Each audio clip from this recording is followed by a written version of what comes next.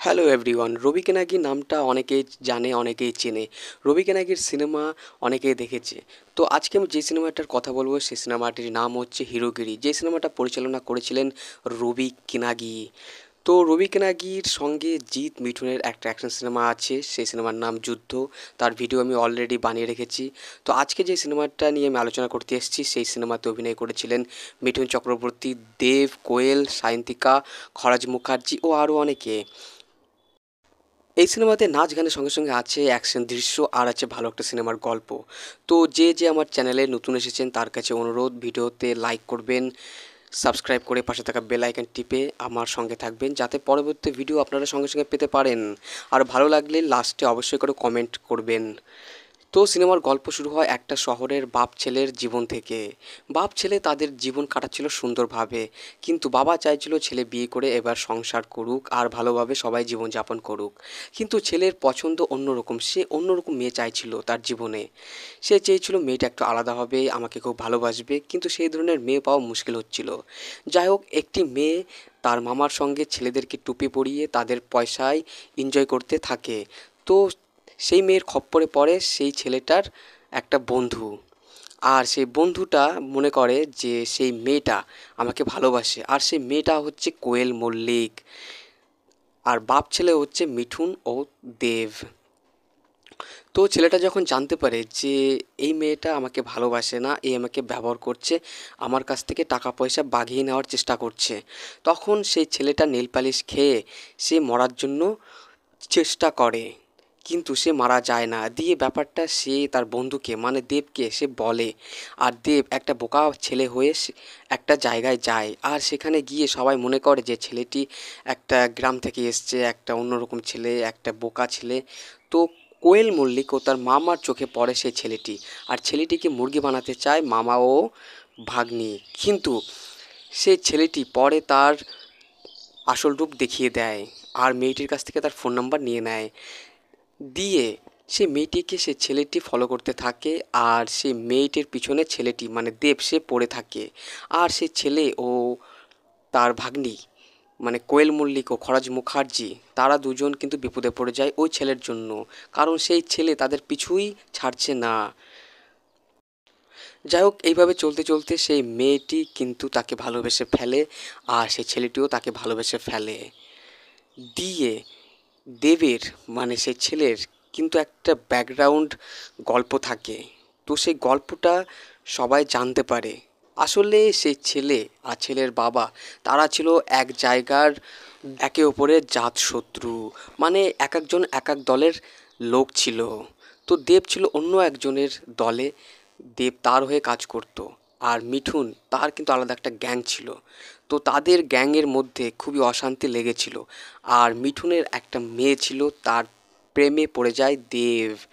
আর তাদের ভালোবাসাটা এতটাই শক্ত ছিল, এতটাই সত্যি ছিল যে সে মেয়েটি চেয়েছিল যে দেব সেই জন্য তার বাবার মতো না হয়, সে একটা জন্য ভালো ছেলে হয়, সব কাজ মাজ ছেড়ে সেই জন্য ভালো হয়ে তার জীবনে আসে, আর তারা সুখে দুঃখে জীবন কাটাতে পারে।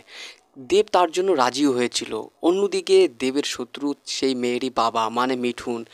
মিঠুন কিন্তু চাইছিল দেবের ক্ষতি করতে।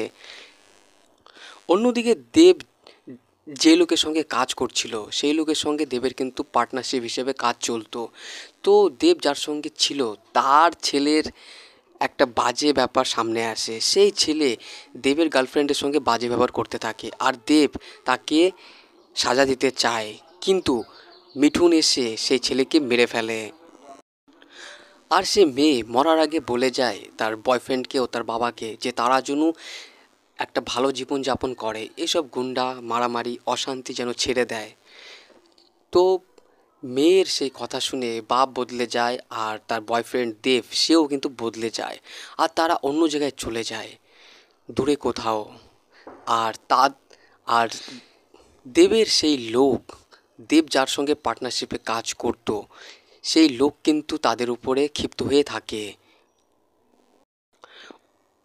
আর একদিকে সেই লোকের ভাগ্নে, সে কিন্তু কোয়েলের জন্য পুরো ফিদা, সে কোয়েলকে চায়, কিন্তু কোয়েল তাকে পছন্দ করতে চায় না পরে। তো নিজের মামাকে সে বলে সেই মেয়ের কথা, আর মামা সে কিন্তু কোয়েলকে নিয়ে চলে আসে তাদের হেফাজতে। আর খবরটা যখন দেব ও তার বাবা পায়, তারা দুজন কিন্তু চলে যায় সেই গুন্ডার সঙ্গে মোকাবেলা করতে। সেখানে যায়, প্রচুর মারামারি হয়, প্রচুর অশান্তি হয়। দিয়ে দেব সে কিন্তু তার ভালোবাসার মানুষটাকে ফিরে পেয়ে যায়, আর তাদের সবার জীবন আনন্দে ভরে ওঠে। তো ফ্রেন্ডস, এই ছিল সিনেমা নিয়ে কিছু সংক্ষিপ্ত আলোচনা। আশা করি আপনারা সিনেমার গল্পটি বুঝেছেন। তো ভালো লাগলে অবশ্যই লাইক করবেন, কমেন্টস করবেন, আর আমার চ্যানেলটি সাবস্ক্রাইব করবেন। এই সিনেমাটা পরিচালনা করেছিলেন রবি কিনাগি। আর রবি কিনাগির কিছু অ্যাকশন সিনেমা আছে, যেমন ফাইটার, ওয়ান্টেড, শ্রী ভেঙ্কটেশ ফিল্মসের যুদ্ধ, এবং তার কিছু রোমান্টিক সিনেমাও আছে, যেমন প্রেমের কাহিনী, আই লাভ ইউ। তো মাই অল ফ্রেন্ডস, এই সিনেমাতে অ্যাকশন দৃশ্যগুলো ফাটাফাটি ছিল। প্রতিটা দর্শকের হয়তো সিনেমার অ্যাকশন দৃশ্যগুলো খুবই ভালো লেগেছে। আর সিনেমার যে গানগুলো ছিল অতুলনীয়। প্রত্যেক কটা গান খুবই সুন্দর হয়েছে। আর এই সিনেমার গানের শুটিং কিছু আউট অফ ইন্ডিয়াতে শ্যুট করা হয়েছে। তো গানের লোকেশনগুলো ছিল খুবই সুন্দর। আর এখানে যে ক্যারেক্টারগুলো আছে, দেব, মিঠুন, কোয়েলের ক্যারেক্টারগুলো সবারই খুবই ভালো ছিল। প্রত্যেককে দুর্দান্ত অভিনয় করেছে। আর মিঠুন এখন অনেকটা বয়স হয়ে গেছে, আর এই সিনেমাটা যখন বেরিয়েছিল তখনও মিঠুনের মোটামুটি ভালোই বয়স ছিল। তো বয়স হিসেবে মিঠুন অ্যাকশন খুবই ভালো করেছে। আর দেবের অ্যাকশন এই সিনেমাতে খুবই অসাধারণ ছিল। আমার মনে হয় এই সিনেমাটির কথা অনেকেরই মনে থাকবে। তো এই মুভিটার যে গানগুলো রয়েছে, গানগুলো যথেষ্ট ভালো। গানগুলো হয়তো অনেকে এখনও শোনে, পছন্দ করে। তো সিনেমাটি হচ্ছে সুরেন্দ্র ফিল্মসের সিনেমা। আর সিনেমাটা পরিচালনা করেছিলেন রবি কিনাগি, আর সঙ্গীত দিয়েছিলেন জিৎ গাঙ্গুলি। সুরেন্দ্র ফিল্মসের সঙ্গে দেবের কিছু সিনেমা আছে, তার মধ্যে বলো না তুমি আমার, মন মানে না, তো এটিও আছে। তো আমি সকলকে বলবো যে বাংলা সিনেমা দেখুন, বাংলা সিনেমাকেও ভালোবাসুন, যাতে বাংলা ফিল্ম ইন্ডাস্ট্রি প্রতিটা দর্শকদের ভালো ভালো সিনেমা উপহার দিতে পারে, আর আপনারাও হলে গিয়ে আনন্দ করে সিনেমা উপভোগ করতে পারেন। তো সকলে ভালো থাকবেন, সুস্থ থাকবেন। আমার চ্যানেলে লাইক করবেন, সাবস্ক্রাইব করবেন, আর পাশে থাকা বেল আইকনটি টিপে আমার সঙ্গে থাকবেন, যাতে পরবর্তী ভিডিও আপনারা সঙ্গে সঙ্গে পেতে পারেন।